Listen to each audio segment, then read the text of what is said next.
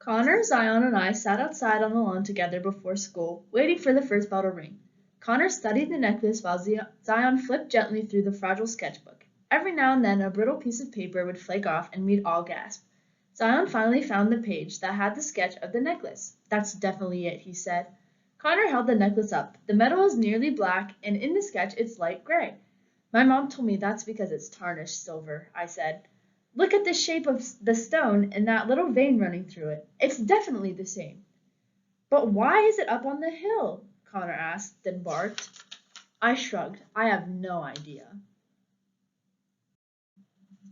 Zion looked from me to Connor and back again, his eyes huge with alarm. What? I asked him. He covered his mouth and shook his head, like what he was thinking was too terrible to say.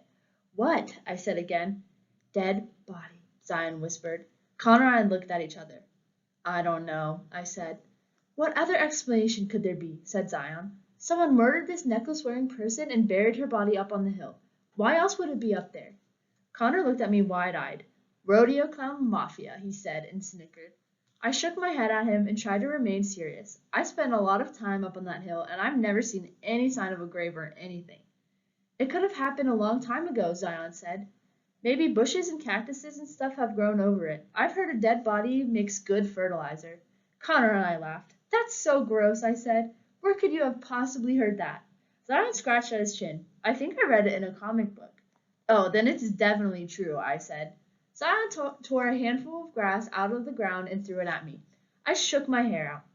I guess there could be a dead body up there, but you'd think I'd feel all creepy when I was up there if there was. Like I'd feel a chill or a shudder or I thought for a moment, or a tremble. Connor smiled and barked. Then, almost immediately, we heard another bark from a nearby crowd.